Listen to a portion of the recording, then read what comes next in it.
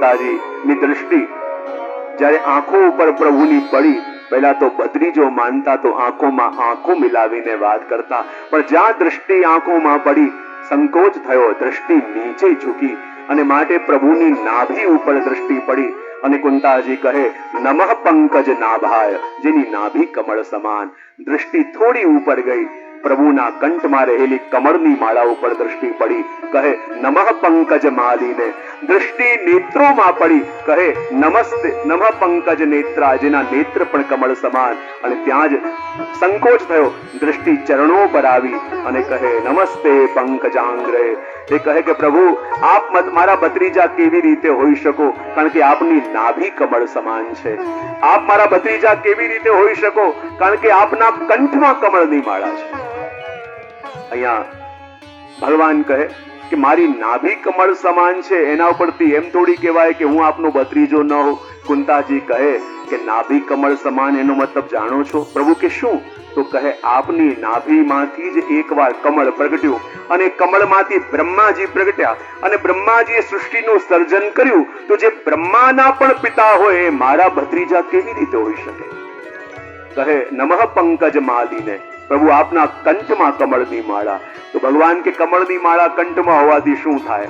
તો કુંતાજી કહે જ્યારે સમુદ્ર મંથન થયું અને સમુદ્ર મંથનમાંથી જ્યારે લક્ષ્મીજી પ્રગટ્યા અને લક્ષ્મીજીએ કમળની માળા આપના કંઠમાં પહેરાવી, તો જે લક્ષ્મીજીના પણ પતિ હોય એ મારા ભત્રીજા કેમ કરીને હોઈ શકે?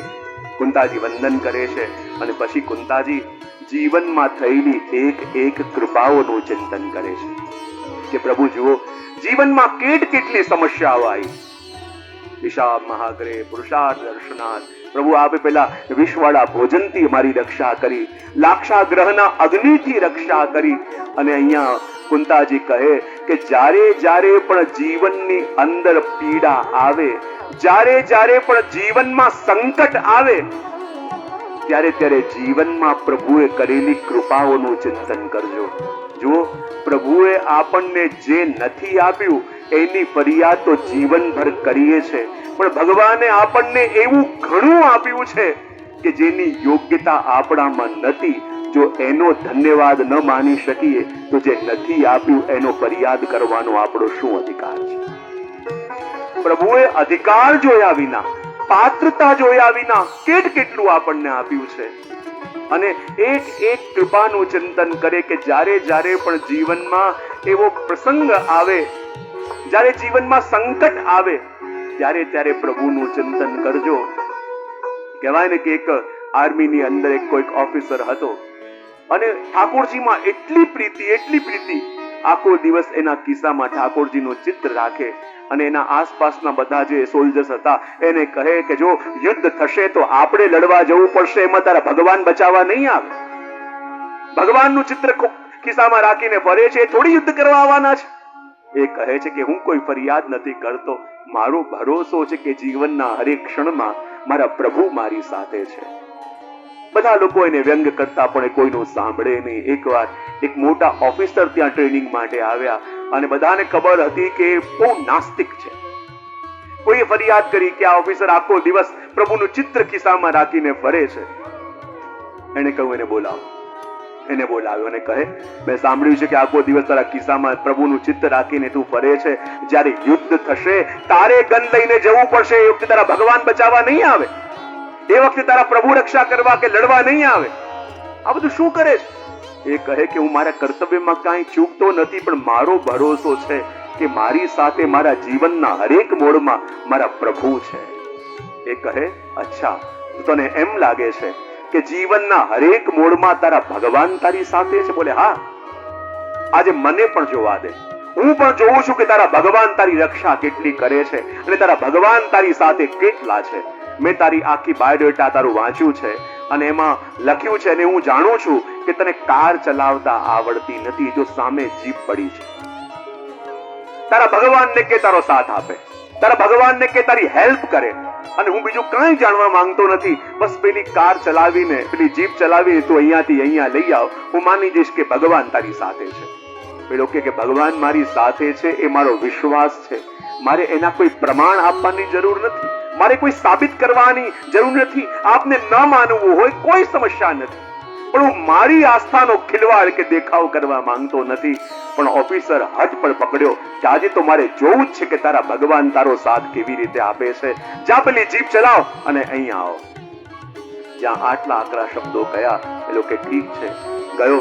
ચાલતો ચાલતો જીપમાં જઈને બેઠો અને ભલે એને ચલાવતા આવડતી નથી પણ થોડો અંદાજ હતો અને ત્યાં જ એને એ જીપને સ્ટાર્ટ કરી. અને જ્યાં જીપ સ્ટાર્ટ થઈ પેલા ઓફિસર જે ઊભા હતા એનો મુખ ગંભીર થવા લાગ્યો.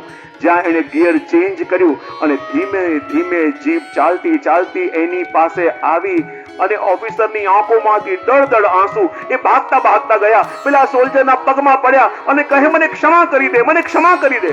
પેલો કે એવું શું થયું? બોલે તને ખબર નથી શું થયું? પેલો કે ભલે મને કાર ચલાવતા નથી આવડતી પણ મને થોડો અંદાજ હતો કે કેમ ચલાવાય અને એને આધારે હું ચલાવીને લાવ્યો છું. પેલો ઓફિસર કે તને ખબર નથી આ શું થયું છે? મારાથી બહુ મોટો અપરાધ થયો કે મેં તારી પરીક્ષા કરી, મને ક્ષમા કરી દે. પેલો કે આમાં કોઈ એવી મોટી વાત નથી. પેલો કે ચલ મારી સાથે. અને ઓફિસર પેલા સોલ્જરને સાથે લઈને આગળ ગયા અને કહે કારનું બોનટ ખોલ. અને જ્યાં પેલા એ બોનટ ખોલ્યું તો એ કારમાં એન્જિન જ નહોતું. અને કહેવાય એવા એન્જિન વિનાની કાર પણ પ્રભુ જીવનમાં ચલાવી દે છે. એવા જીવનમાં ઘણા કાર્ય આપણે દ્વારા થયા કે જાણે લોકો કહેતા હતા કેમ થશે કેમ થશે, પણ જ્યારે પ્રભુ ભેગા હોય તો એન્જિન વિનાની કારને પણ પ્રભુ દોડાવી દે. અને જ્યારે એ વખતે આપણે એનો ધન્યવાદ ન માની શકીએ તો જ્યારે જીવનમાં થોડીક પીડા આવે, જ્યારે પેલા રાજા હતા રોજ મીઠા ફળ આવે થોડુંક ચાખે અને એનો જે પ્રિય શિષ્ય હતો એને કહે લે બાકીના ફળ તું ખાઈ લે, રોજ એને આપે. અને એવા મીઠા મીઠા ફળ રાજા ખાય અને એને આપે. એક દિવસ જ્યારે દ્રાક્ષ આવી અને એટલી કડવી ઝેર જેવી હતી, જરાક રાજાએ ચાખી અને ન ભાવી અને પેલા સેવકને આપી લે તું ખાઈ જા. પેલો એક એક દ્રાક્ષ ખાતો ગયો અને કહે રાજાજી બહુ મીઠી છે, રાજાજી બહુ મીઠી છે. આખા કટોરાની બધી દ્રાક્ષ ખાઈ ગયો. રાજા કે કેવી લાગી? બોલે બહુ મીઠી હતી. રાજા કે આટલું જુઠ્ઠું બોલે છે? મેં જોયું કે આ ઝેર જેવી કડવી છે અને તું મીઠી છે એમ કહીને ખાઈ ગયો. પેલો શિષ્ય કહે કે જે સ્વામીએ આખી જિંદગી મને મીઠા ફળ ખવડાવ્યા હોય, ક્યારેક એકવાર કડવા ફળ આપે અને હું ફરિયાદ કરું તો હું સેવક કહેવડાવવાને લાયક નથી. જેને જિંદગીભર મને મીઠા ફળ ખવડાવ્યા હોય અને ક્યારેક એકવાર કડવું ફળ આવી જાય અને હું ફરિયાદ કરું તો હું સેવક કહેવાને લાયક નથી. અને અહીંયા કુંતાજી જીવનમાં કરેલી એક કૃપાઓનું ચિંતન કરે છે. અને જુઓ ઘણીવાર જીવનમાં આપણી પાસે કેટલું હોય છે આપણને ખબર નથી હોતી. હમણાં જ પ્રસંગ કહેતો હતો, થોડા વર્ષો પહેલાની વાત છે કે હું ચેન્નઈમાં હતો અને એક ભાઈ મને મળવા માટે આવેલા હતા અને મારી પાસે બેસીને કહેતા હતા જે બહુ પ્રોબ્લેમ ચાલે છે લાઈફમાં, બહુ તકલીફો ચાલે છે, કામ ઠીકઠાક ચાલતું નથી, આ નથી થતું અને જીવનમાં બહુ જ સમસ્યાઓ છે. હું એને બહુ સમજાવતો હતો પણ એ સમજવા તૈયાર નતા કે બહુ સમસ્યાઓ છે, બહુ પ્રોબ્લેમ છે. એ જ વખતે અમારા પુષ્ટિ પરિવાર દ્વારા ત્યાં એક હેન્ડીકેપ બાળકો, દિવ્યાંગ બાળકો છે, એમની સ્કૂલમાં જવાનું હતું કંઈક સેવા માટે. મેં એને કહ્યું જો તું રડી રહ્યો છે એવું કર, તું મારી સાથે આવ. અને જ્યારે ત્યાં ગયા, નાના કોઈ 4 વર્ષનું, કોઈ 5 વર્ષનું બાળકો, કોઈના એક હાથ નતો, કોઈના પગ નતા અને દરેકની એવી વાર્તાઓ હતી. અને એમાંથી જ્યારે કીર્તન થતું હતું અને એક નાનકડી છોકરી હતી, લગભગ 5-6 વર્ષની હશે, એના બંને હાથ કપાયેલા હતા અને પોતાના બંને પગથી મંજીરા વગાડીને કીર્તન કરતી હતી. અને મેં જે એના ટીચર છે એને પૂછ્યું કે આ નાનકડી 5 વર્ષની 6 વર્ષની બેબી છે, એના 2 હાથ કેવી રીતે કપાઈ ગયા? ત્યારે કહે જે શું કહું કે જ્યારે એના ઘરમાં પિતાને ત્યાં દીકરી થઈ પણ પિતાને પસંદ ના આવ્યું કે આ દીકરી થઈ અને પિતાએ પોતે આ દીકરીને ચાલતી ટ્રેનમાંથી ધક્કો આપી દીધો અને સામેથી ટ્રેન ગઈ અને એના બંને હાથ કપાઈ ગયા. અને આજે જ્યારે પ્રભુનું ગુણગાન ગાતા, પ્રભુનું કીર્તન કરતા જ્યારે હું જોતો હતો અને જ્યારે કીર્તન પૂરું થયું, એના મનમાં એવો આનંદ, એની આંખોમાંથી પ્રેમાશ્રુ આવતા હતા જ્યારે એ છોકરીને મેં મારી પાસે બોલાવી અને કહ્યું કે જુઓ, પ્રભુએ તારી સાથે શું કર્યું એ તો મને કીધું, પણ જ્યારે તું પ્રભુની પાસે જાય છે તો તને કોઈ પીડા થતી નથી? જ્યારે પ્રભુની પાસે જાય તો તું શું કહે છે? ત્યારે નાનકડી છોકરીએ કહ્યું કે જ્યારે પ્રભુની પાસે જઈને કીર્તન કરું તો મારા હૃદયથી, મારા અંતઃકરણથી પ્રભુનો ધન્યવાદ માનું છું કે ભલે પ્રભુ 2 હાથ મારા ગયા, પણ આપણું કીર્તન કરવા માટે આપે મારા 2 પગ તો રહેવા દીધા.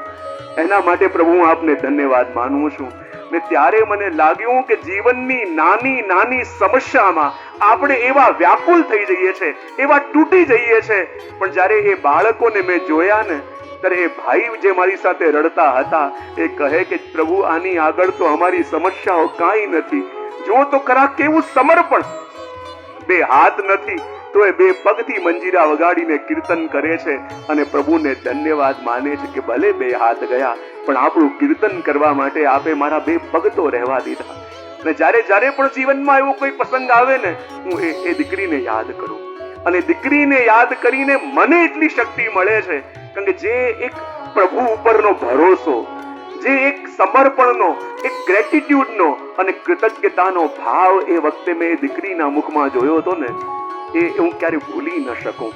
ને ત્યારે આપણને લાગે કે નાની નાની ચિંતાઓમાં આપણે એટલા તૂટી જઈએ, પ્રભુને ફરિયાદો કરવા લાગીએ. અને આ જીવનમાં એવા કેવા જીવો છે કે પ્રભુએ કેવી કેવી કસોટીઓ કરી છે, છતાં ભગવાનના સમર્પિત છે, પ્રભુના ચરણે છે, પ્રભુનો ધન્યવાદ માની રહ્યા છે કે પ્રભુ કેવી કૃપા આપની છે.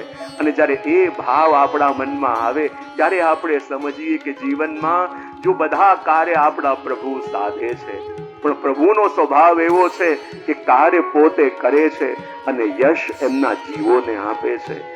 જવાબદારીઓ પ્રભુ પોતે ઉચકી લે છે અને જે કાર્ય પોતાના ભક્તોનો કરાવે છે, એવો સ્વભાવ આપણા પ્રભુનો છે.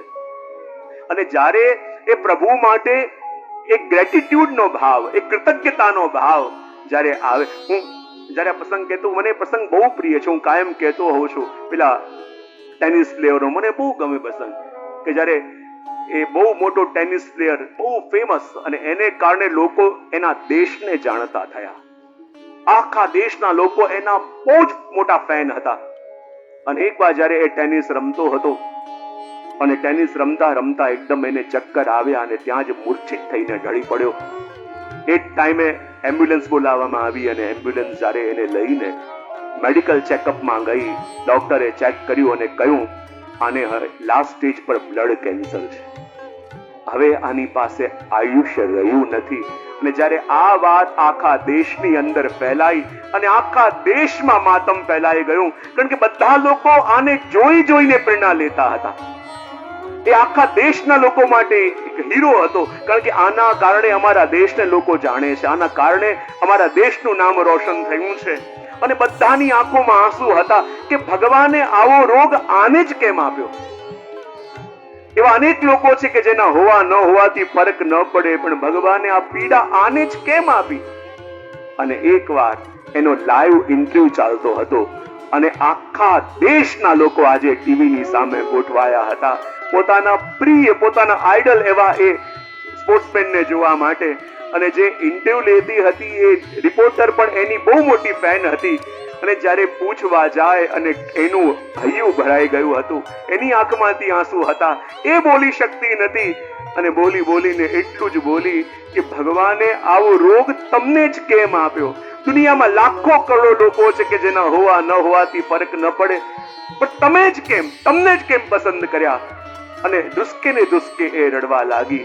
પણ એ પ્લેયર બહુ સ્વસ્થ હતો અને એને એટલી વસ્તુ કહી કે દુનિયામાં હજારો લોકો છે, લાખો લોકો છે જે ટીવીમાં ટેનિસ જુએ છે, એમાંથી હજારો લોકો છે જે ટેનિસને સમજે છે, એમાંથી કેટલાક 100 લોકો એવા છે કે જે રમતા પણ જાણે છે, અને એમાંથી અમુક જ લોકો છે જે આ વિમંડલ વગેરે રમી શકે છે, અને એમાંથી 2 જ લોકો એવા જે ફાઇનલમાં આવે છે, અને એમાંથી ખાલી એક એના હાથમાં ટ્રોફી આવે છે. તો જે વખતે એ ટ્રોફી લઈને હું ઊભો હતો ત્યારે મેં પ્રભુને પૂછ્યું નતું કે હું જ શા માટે, તો આજે આ પીડા મને મળી છે તો મારો પૂછવાનો શું અધિકાર છે કે વાય ઓનલી મી. હું જ શા માટે? જ્યારે પ્રભુએ મને એ આપ્યું હતું કે જે આ વિશ્વમાં કોઈને નહોતું આપ્યું, ત્યારે મેં ન પૂછ્યું, તો આજે મારો એ પૂછવાનો શું અધિકાર છે?